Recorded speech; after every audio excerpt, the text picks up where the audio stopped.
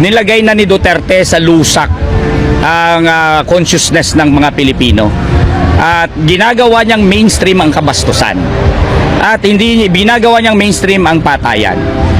Siya ang pinakamasahol na naging presidente.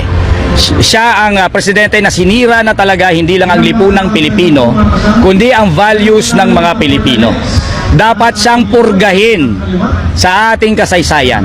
Si Duterte ang example ng dapat binibitay para magkaroon tayo ng leksyon sa ating kasaysayan na binibitay natin ang mamamatay tao, binibitay natin ang kurap, binibitay natin ang bastos sa kababaihan, pinaparusahan natin para mabasa ng mga henerasyon ng kabataan, iba't ibang henerasyon ng kabataan, para may matutunan sa kasaysayan na tulad sa ibang bansa kung saan ang mga diktador ay nililitis, kinukulong o binibitay. Si Duterte ang number one example na kapag hindi yan maparusahan, hindi yan maaresto, ang ating lipunang Pilipino, ang kanyang values bubulusok, magiging basurahan, at ang ating kaisipan ay magiging talagang nasa pinakamababa na. Hindi tayo ganyan.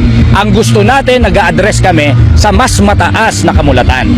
Kaya kami nagsasalita kami issues. Hindi ang mga patay-patay na yan. Nagsasalita kami tungkol sa sahod, tungkol sa kontraktualisasyon, tungkol sa kahirapan, tungkol sa reforma sa lupa, tungkol sa ekonomiya na dapat magkaroon ng produksyon, tungkol sa suporta sa MSME.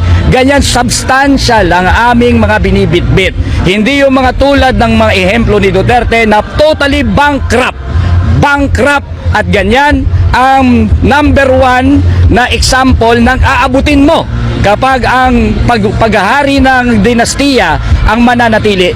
Si Duterte ang example ng pinakarurok na kayang abutin na forma ng dinastiya. Pinakarurok, isang pamumuno na mamamatay tao, isang pamumuno na mamamatay tao, isang pamumuno na bastos, isang pamumuno na bankrupt, kaysa pananalita bankrupt.